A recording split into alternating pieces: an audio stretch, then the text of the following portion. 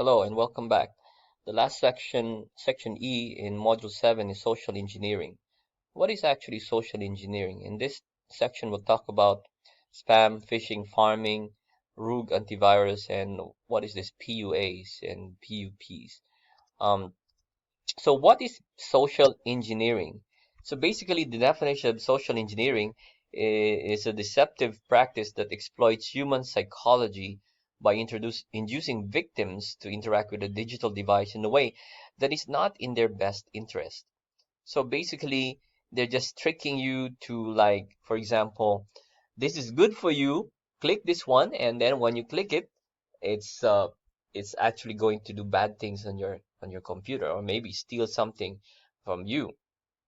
Um, so the target of social engineering exploit is an individual or organization that may be tricked into participating in a scam.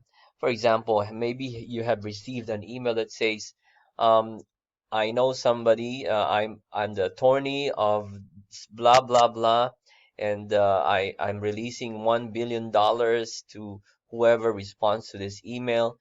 And some people may jump into that. It's like $1 billion. Just communicate with me, and I will tell you what or how you can get the money. Okay, so or maybe like pay a little bit of money and you get a big amount of a big sum of money in return. Some of you who wants to uh, get rich immediately may fall into this kind of social engineering. So there's no such thing as easy money, um, easy rich, what do you call that? You don't get easily rich or an instant unless you um, pay lottery or you join the lottery, which I do not suggest for you to do. Another kind of social engineering, I mean, social engineering usually is um, they use usually email system, and you have heard about what we call spam. Spam is basically an unsolicited email message, and it says here there are 70% of all email accounts for spam, and I think everybody gets spam in their email or inbox. And some email providers like Gmail, they have good filtering for spam. Um, it's because of their artificial intelligence software. Um, in the US, there's what we call Can Spam Act. Um, so basically, this one controls the uh, emails that goes into your inbox, and if it's suspected as what do you call that, a spam, it must be blocked by the provider. Our internet service providers, like for example True or 3BB, they also have services for blocking spam or bad emails. They have their own filters, and these filters may have their techniques on how to block spams. Um, Maybe using the IP address where the email came from and the sender um, of the email. I will not go through some of these topics. You can go through them. How to reduce spam in your email. You should be aware of how that works.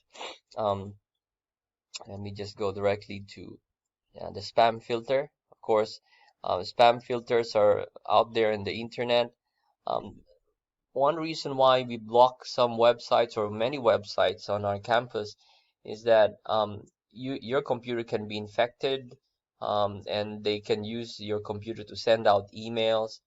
And what happens is that if the spam is coming from our network, some of the web servers or companies on the internet will block our connection.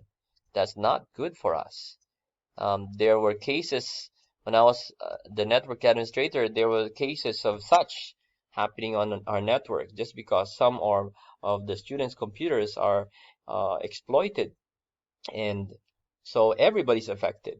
So don't feel bad if we are very strict on campus.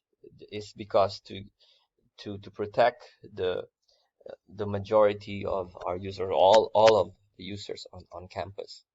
What is phishing? Well, phishing is basically an email scam. It posts, it masks itself as a good email, maybe coming from uh, the president of the university, or maybe the Internal Revenue Services, the IRS, and basically it tricks you um, just to get an information from you. So if you receive an email and you don't know why they send you an email, for example, from the IRS of the United States, why would they send you an email?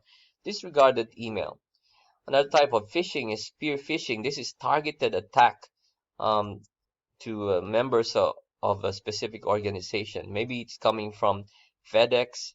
The email says it came from FedEx or UPS or whatever.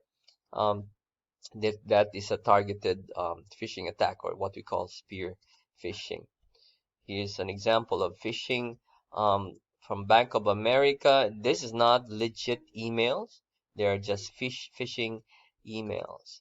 What about farming? Farming is basically when you access a website, let's say you access Google, instead of going to Google, it takes you to another website. Then when you go to that website, it installs a malware in your computer, or it can collect personal information or other things.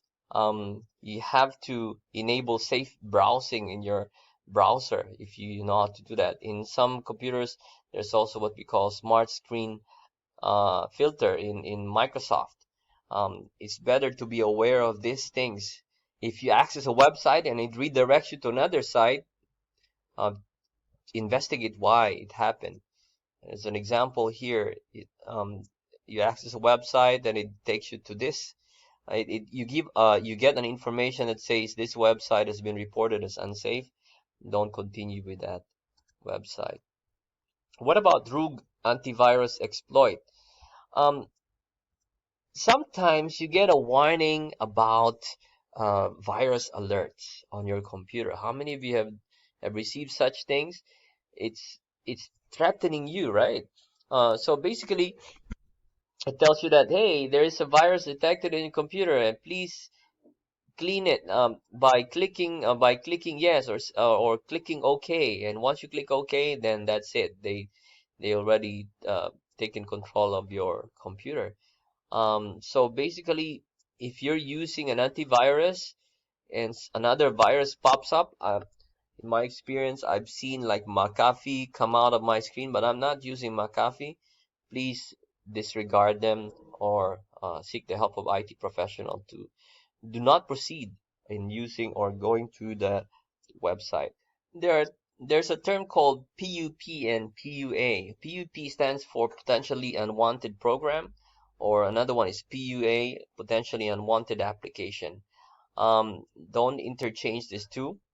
Um, well, sometimes when you install, or usually when you install a software, what you do is you just say click accept, next, next, next.